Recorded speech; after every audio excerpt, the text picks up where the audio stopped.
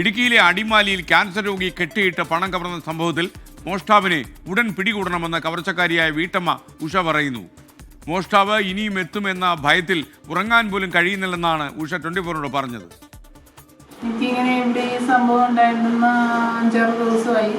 ഇതുവരെ അതിൻ്റെ ഒരു എന്താണെന്നോ എങ്ങനെയാണെന്നോ ഒന്നും ഒരു അറിവ് കിട്ടിയിട്ടില്ല. സാറൊക്കെ ഇവിടെ വന്നിട്ട് എല്ലാം നല്ല രീതിയിൽ ഞങ്ങൾ അന്വേഷിക്കുന്നുണ്ട്, എല്ലാം നമ്മൾ കണ്ടുപിടിച്ച് നമ്മൾ കൊണ്ടുവരുന്നു വന്ന് സാറുമാരെല്ലാം എനിക്ക് ഉറപ്പ് തന്നിട്ടാണ് പോയത്. പക്ഷേ എങ്കിലും എനിക്ക് ഭയങ്കര പേടിയാണ്. എനിക്കും കൊച്ചിനും ചേട്ടനും അടുത്തുള്ള എന്നെ സംരക്ഷിക്കുന്ന എല്ലാവർക്കും ഭയങ്കര പേടിയാണ്. ഒന്ന് കിടന്നുറങ്ങാനും എല്ലാത്തിനും ഒരു ഭയങ്കര പേടിയാണ്. അവനെ ഒന്ന് കിട്ടിയിരുന്നെങ്കിൽ നമുക്ക് ഉള്ളിൽ പേടിയൊന്നും മാറുകയില്ല. സാറുമാരെല്ലാ കാര്യമൊന്നും എല്ലാവരും ഉറപ്പ് തന്നിട്ട് പോയി. എങ്കിലും എല്ലാവരും ഇതിന് വേണ്ടിയിട്ട് നല്ല രീതിയിലൊന്ന് പ്രവർത്തിക്കണമെന്ന് ഞാൻ എല്ലാവരോടും താഴ്മയായിട്ട് ഞാൻ അപേക്ഷിക്കുകയാണ്. ക്യാൻസർ രോഗിയായ ഉഷ ആവശ്യപ്പെട്ടില്ലെങ്കിൽ പോലും പിടിക്കേണ്ടത് ആവശ്യമാണ്. ഒരു ക്യാൻസർ രോഗിയുടെ ചികിത്സയ്ക്ക് വെച്ചിരുന്ന പണം മോഷ്ടിച്ചുകൊണ്ട് പോകുക എന്ന് പറഞ്ഞാൽ മനുഷ്യനായി പിറന്നവൻ ചെയ്യുന്ന പണിയല്ല. അതുകൊണ്ട് തന്നെ ഈ കുറ്റവാളിയെ കണ്ടുപിടിക്കേണ്ടതാണ്. ചികിത്സയ്ക്കായി വെച്ച 16,000 രൂപ ഒരാഴ്ച മുമ്പാണ് മോഷ്ടാവ് കവർന്നത്. പ്രതിക്കായി പോലീസ് അന്വേഷിക്കുന്നുണ്ടെങ്കിലും പോലീസിന് വിവരങ്ങളൊന്നും ലഭിച്ചിട്ടില്ല. ഇരുട്ടിൽ തപ്പുന്നു എന്നാണ് നാട്ടുകാർ പറയുന്നത്. തൊടുപുഴയിൽ നിന്നും ലാൽകൃഷ്ണൻ തത്സമയം ചേരുന്നു. ലാൽകൃഷ്ണൻ, യഥാർത്ഥത്തിൽ ഈ മോഷ്ടാവിനെ കുറിച്ച് ഒരു സൂചനയും പോലീസിന് കിട്ടിയിട്ടില്ല എന്നല്ലേ നമുക്ക് ലഭിക്കുന്ന വിവരം?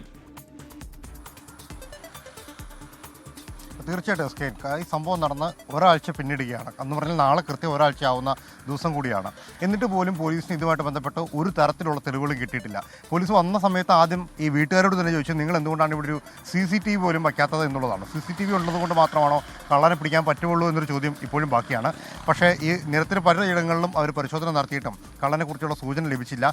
രേഖാചിത്രം പല കുറി മാറ്റി വരയ്ക്കുന്ന സ്ഥിതി ഉണ്ടായി. എന്നിട്ട് പോലും കള്ളനെക്കുറിച്ച് കൃത്യമായി അറിയാൻ പോലും സാധിച്ചിട്ടില്ല. ഇപ്പോൾ ഒരാഴ്ച പിന്നിടുമ്പോഴും കള്ളൻ ആരാണ്, കള്ളൻ എവിടെയാണ്, എന്താണ് എന്നതിനെക്കുറിച്ചൊന്നും ഉഷ നൽകുന്ന പ്രാഥമിക വിവരങ്ങൾ മാത്രമാണ് ഇപ്പോഴും പോലീസിൻ്റെ കയ്യിലുള്ളത്. അതായത് 26 വയസ്സിനടുത്ത് പ്രായം വരുന്ന ഒരു ചെറുപ്പക്കാരനായ ആരോഗ്യമുള്ള യുവാവ് എന്നതിനപ്പുറത്തോട്ട് കൃത്യമായിട്ടുള്ള ഒരു വിവരവും അവർക്ക് ഇതുവരെ ലഭിച്ചിട്ടുമില്ല. ഈ പ്രശ്നങ്ങളെല്ലാം ഇപ്പോഴും നിലനിൽക്കുമ്പോൾ ഉഷ ഒറ്റയ്ക്കാണ് വീട്ടിൽ പകൽ സമയങ്ങളിലുള്ളത്. ഭർത്താവ് ജോലിക്ക് പോകും, മകൾ പഠിക്കാനും പോകും. ആ സമയത്ത് അവർക്ക് ഉറങ്ങാൻ പോലും കഴിയുന്നില്ല. കീമോ കഴിഞ്ഞ് വിശ്രമിക്കുന്നതിനിടയിലായിരുന്നു ഈ സംഭവം ഉണ്ടായത്. ഇപ്പോഴും ഈ സാഹചര്യം തുടരുകയാണ്. അയൽവക്കത്തുള്ള ആളുകൾക്ക് പെട്ടെന്ന് എത്തിച്ചേരാൻ പറ്റുന്നൊരു സാഹചര്യമല്ല. അങ്ങനെയുള്ള സംവിധാനങ്ങളും അവിടെയില്ല. ഉറങ്ങാൻ പേടിയാണ്. ഇനിയും അയാൾ വരുമോ എന്നുള്ള പേടിയുണ്ട്.